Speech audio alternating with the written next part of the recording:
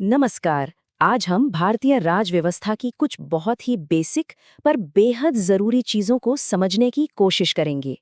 ये वो नींव हैं जिन पर किसी भी देश की पूरी इमारत टिकी होती है। तो चलिए इस सफर की शुरुआत करते हैं। कभी सोचा है आपने कि जब हम देश कहते हैं तो उसका मतलब क्या होता है?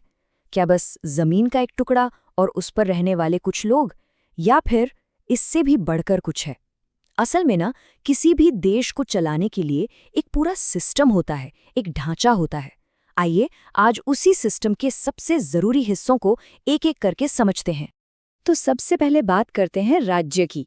और हाँ, एक बात साफ कर दूं, यहाँ राज्य का मतलब उत्तर प्रदेश या महाराष्ट्र से बिल्कुल नहीं है। पॉलिटिकल साइंस की भाषा में जब हम राज्य या स्टेट कहते हैं तो हमारा मतलब एक पूरे देश से होता है। जैसे भारत एक राज्य है, अमेरिका एक राज्य है। तो सवाल ये है कि आखिर कब हम किसी जमीन के टुकड़े को राजनीतिक तौर पर राज्य का दर्जा दे सकते हैं? इसके लिए ना 4 जरूरी चीजों का होना एकदम जरूरी है। जब ये चारों चीजें एक साथ मिलती हैं, तभी कोई इलाका एक देश यानी कि एक राज्य कहलाता है। ये हैं वो 4 जरूरी तत्व। पहला, एक तय बॉर्डर वाला भूभाग यानी टेरिटरी।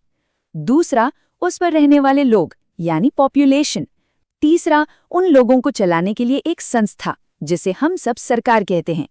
और चौथा और शायद सबसे जरूरी, वो है संप्रभुता, मतलब अपने फैसले खुद लेने की पूरी पूरी आजादी, बिना किसी बाहरी देश के दबाव के। बिल्कुल वैसे ही जैसे एक इंसान अपनी जिंदगी के फैसले खुद लेता है ना? चलिए अब इन 4 चीजों में से सबसे एक्टिव हिस्से पर आते हैं, यानी कि सरकार। आप सरकार को किसी राज्य का इंजन समझ सकते हैं। यही वो मशीनरी है जो देश के लक्ष्यों को पूरा करती है और देश को आगे लेकर जाती है।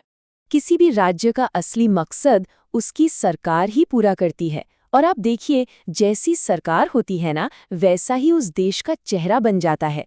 जैसे कुछ देश कल्याणकारी राज्य होते हैं, जैसे कि भारत, जहां सरकार का मेन फोकस लोगों की भलाई करना होता है।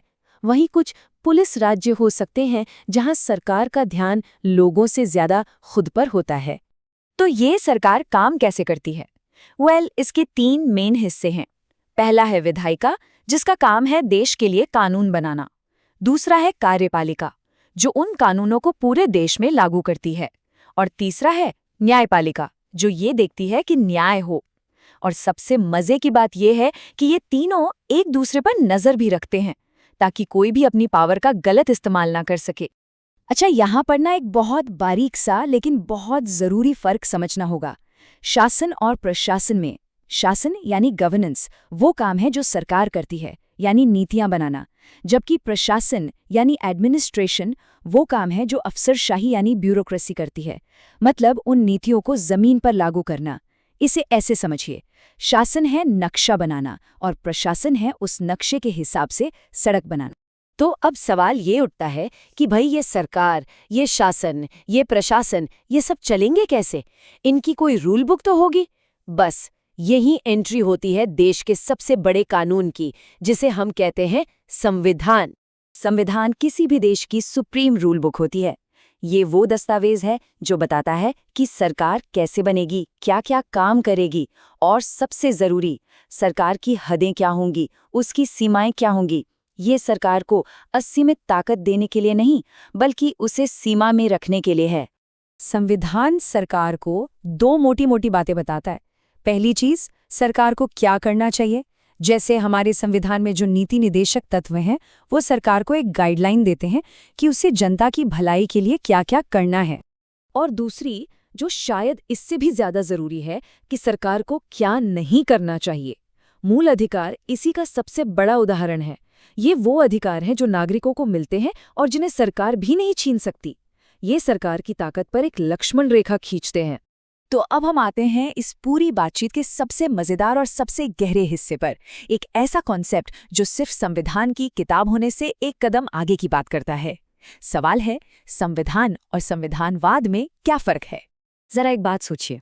मान लीजिए किसी देश के पास एक बहुत बढ़िया संविधान की किताब है, तो क्या बस इतना ही काफी है? क्या ये गारंटी है कि वहां सब कुछ बढ़िया चल रहा होगा? क्या सिर्फ एक रूल बुक का होना काफी है, या उस रूल बुक को मानना भी उतना ही जरूरी है? और यहीं पर एक शब्द आता है, संविधानवाद। देखिए, संविधानवाद का मतलब सिर्फ संविधान का होना नहीं है। इसका असली मतलब है संविधान की भावना के हिसाब से देश चलाना। मतलब एक ऐसी सरकार जो कानून के दायरे में रहे, जिसकी एक सीमा हो और जो जनता के प्रति जवाबदेह हो। तो फिर किसी देश में असली संविधानवाद के लिए क्या-क्या चाहिए, इसके 4 मेन पिलर्स हैं। पहली, सरकार की शक्तियां सीमित हों। दूसरी, लोकतंत्र हो, जहां असली पावर जनता के हाथ में हो। तीसरी, सरकार की शक्तियों का बंटवारा हो। और चौथी, कानून का राज हो, जहां कानून सबके लिए बराबर हो, चाहे कोई भी हो। और ये स्लाइड इस फर्क को एकदम साफ कर देती है। आप देखिए, भारत में संविधान भी है और संविधानवाद भी, क्योंकि यहाँ सरकार कानून के दायरे में काम करने की कोशिश करती है। लेकिन चीन या पाकिस्तान को देखिए, उनके पास भी संविधान की किताब तो है, पर वो संविधानवाद कहाँ है, क्योंकि वहाँ सरकारें अपनी मनमानी करती हैं। तो बात सिर्फ किताब की नहीं, बात उस किताब की इज्जत करने की है। तो आप सोच रहे होंगे कि ठीक है, ये सब तो समझ आ गया, राज्य, सरकार, संविधान, संविधानवाद, पर इसका हमारी रोज की जिंदगी से क्या लेना देना? ये सब जानना आखिर जरूरी क्यों है?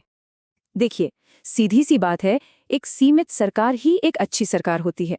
संविधानवाद ही वो कवच है जो हम सबको, हर नागरिक को सरकार की मनमानी से बचाता है। यही सिस्टम पक्का करता है कि हर किसी को आज़ादी और सम्मान के साथ जीने का हक मिले। इस पूरी बात का निचोड़ बस इस एक लाइन में है। संविधान एक किताब है और संविधानवाद उस किताब का सम्मान है।